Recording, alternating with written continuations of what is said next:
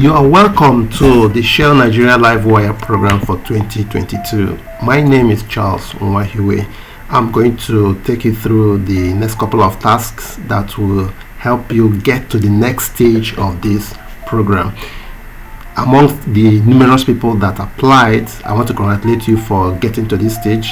However, your performance in the next couple of tasks you'll be given will determine how you progress to the next stage. So for this first task, you are going to define the problem statement.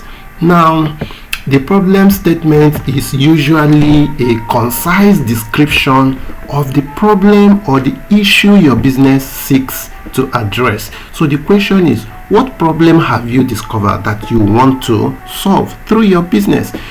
Can you clearly define that problem?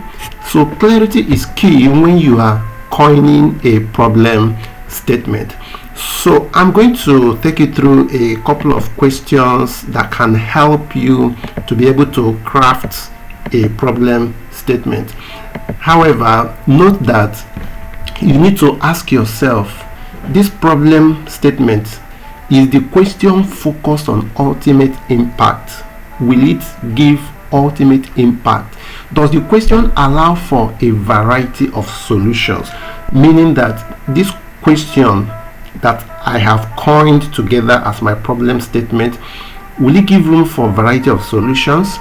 Does the question take into account contexts and constraints that are surrounding your business? These are some of the things you need to consider as you coin a problem statement. So let me run you through some questions that you can ask yourself to enable you properly craft a problem statement. Now, these questions will also be sent to you. In fact, everything I'm saying will also be sent to you as a PDF document, so you can look at it after now. So the first thing you need to ask yourself is, who is experiencing a problem that needs to be solved? So are there people that you have discovered that are experiencing a particular problem? Now the next question is, have you spoken with them or interacted with them or anyone experiencing such problem? If you have, what did you discover? What is the real problem? What pain points need to be relieved? What are the struggles of these people? And these persons or people whom you have discovered have this particular problem, can you clearly define their profile? For example, their age range and probably their income status and so on and so forth. So you have an idea of the category of people that have this problem. You have been able to interact with them and you have been able to pinpoint what the real problem is. So the next question you ask yourself will be, when you put yourself in their shoes, can you feel what they are feeling concerning this problem? Can you experience their feelings? And if yes, next question will be, where is this problem happening? What environment does this problem take place in? Are the people getting used to this problem? Are they getting used to it? If they are, do they really need a solution? Remember that you are trying to look at the problem you wish to address to be sure that it's actually worth solving. So the next question will be, why is this problem to be solved? Is this problem really worth solving? That's the next question. Does it bring value to the people whom you have discovered are suffering from this problem? Is the problem, when you solve it, apart from delivering value to them, will it also bring value to your business? Now, the next question that you also need to ask yourself is, what are the gain points? What do you stand to gain? What do they stand to gain? What will this problem statement solve? Now remember that you're trying to put all of these things just in a very simple statement. So you also need to ask yourself, how many people will likely benefit from this problem I want to solve? Now these are some of the questions you can ask yourself. At this point, I wouldn't really expect you to go too deep, but what we are looking for is, if you really have a grasp of the problem or the issue your business seeks to address. That's just basically what we want to be able to get from you from this particular assignment. So let me give you an example of some problem statements that some people have crafted after they run through those questions I gave you.